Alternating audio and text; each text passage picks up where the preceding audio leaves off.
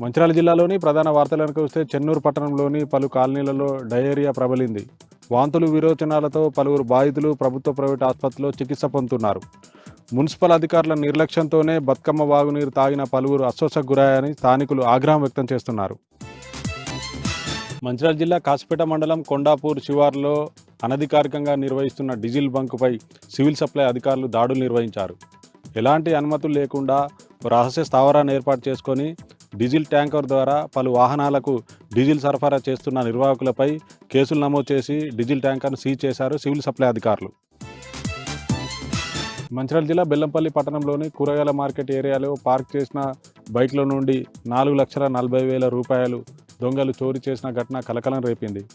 ఇంట్లో శుభకార్యం ఉండడంతో వెంకటస్వామి అనే వ్యక్తి ఎస్బీఐ బ్యాంకు నుండి డబ్బులు డ్రా చేసి బైక్లో పెట్టుకొని కూరగాయలు కొనుగోలు చేస్తుండగా 4,40,000 రూపాయలను ఎత్తుకెళ్లారు దొంగలు.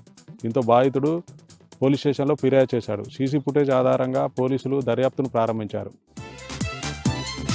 కొమరం భీమాచోబా జిల్లా ప్రధాన వార్త కనుక చూసినట్లయితే పెంచకల్పేట మండలం అగర్గూడ గ్రామంలో మావోయిస్టు సభ్యురాలు చౌదరి అంకుబాయ్ ఆలియాస్ అనిత కుటుంబ సభ్యులను కలుసుకొని వారి యోగక్షేమాలు అడిగి తెలుసుకొని వారికి నిత్యావసర వస్తువులు దుస్తులు పంపిణీ చేశారు జిల్లా ఎస్పీ శ్రీనివాసరావు. ఎస్పీ శ్రీనివాసరావు మాట్లాడుతూ మావోయిస్టులు ఆయుధాలు వీడి జనజీవన స్రవంతిలో కలవాలని, మావోయిస్టులు ఆరోగ్య సమస్యలతో పాటు వ్యక్తిగత సమస్యలతోనూ బాధపడుతున్నారని, పోలీసుల ఎదురుకాల్పుల్లో ఇప్పటికే అనేక మంది మావోయిస్టులు మరణించారని, అజ్ఞాతంలో ఉన్నటువంటి అంకుబాయ్ ప్రభుత్వానికి లొంగిపోతే ప్రభుత్వం నుండి వచ్చే అన్ని రకాల ప్రయోజనాలు అందేలా కృషి చేస్తామని అంకుబాయ్ కుటుంబ సభ్యులకు తెలిపారు జిల్లా ఎస్పీ శ్రీనివాసరావు.